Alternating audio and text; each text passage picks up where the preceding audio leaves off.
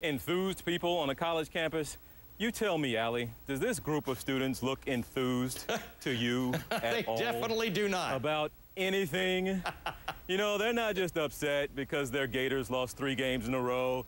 They're not just upset because the class load is a little heavy. These kids got things on their minds right now, Allie, and midterms ain't one of them.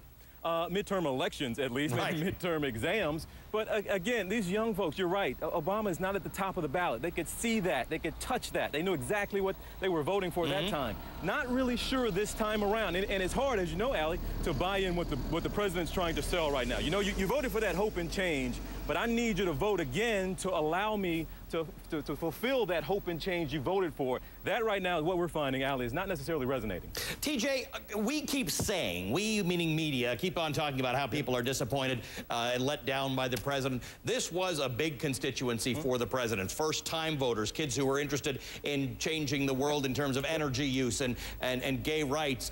Is there some sense that people who were Obama supporters back then, students, are not today? Or are they just a little bit not that interested in voting? Okay, they're a little jaded, yes, and there's just, I mean, we know already naturally, Allie, most Americans don't get as engaged in midterms, and certainly not young people getting engaged as well. So quite frankly, a lot of them we're finding, they hit that lever back in 2008, and they went about their business, quite frankly. They did not stay engaged in the process. And it wasn't just a matter of getting out the young voters. A lot of young voters hit the pavement for the president last time around. They were out there knocking on doors, talking to their other friends, talking to their relatives, and that kind of helped translate into votes for the president last time as well. You don't have that support this time around. So it's not just about getting the young people to the polls. It's a matter of them being enthused enough to talk to the people on their campus in their classes to get them enthused as well. We're not seeing that. Maybe they'll surprise us here in less than 2 weeks, but right now it's not what we're finding, Allie. You know what I'm enthused about? What's that, B? What's that? I'm enthused about the fact that you're going to show me the inside of that bus. I got a little something to show you on the inside of the bus that I know you can definitely relate to. It's a long journey across the country as we drive, okay? And this is just a look at what it's like inside the bus as we make our way hundreds and hundreds and even thousands of miles sometimes. You got to get your little sleep in.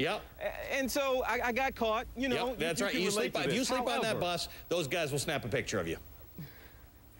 They are snapping pictures. And what I found, and I didn't believe it when I saw it, and I was hoping it wasn't the case, but I've been able to confirm that the next picture you're going to see here is authentic. I couldn't believe it when I saw it. When you as well are on this bus and sleeping that picture's going to haunt me for the rest of my life. You had a blankie, and you had, what was that, a mask? Yeah, a little eye shade. I didn't believe it when I saw it. Yeah, it's like a Snuggie almost. I thought this was doctored. Yeah, I was told that is the real deal. Yeah, that's really me. Allie V. So we all look a little different when we sleep. Thank goodness some of us look cooler than others. Allie?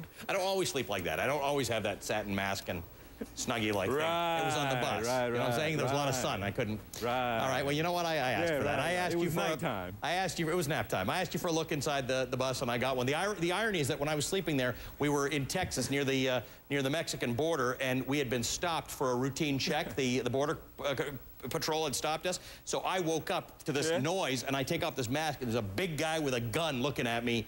Asking me questions. It's like, whoa, hey, okay, that wasn't what I was expecting to wake up to. That'll scare you, but we wanted to give you a little something there. But again, I can't reiterate enough the faces of the young folks. Unenthused. Not too enthused right about now, Allie V.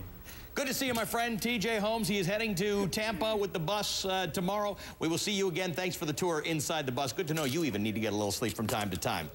We all know that there are problems with public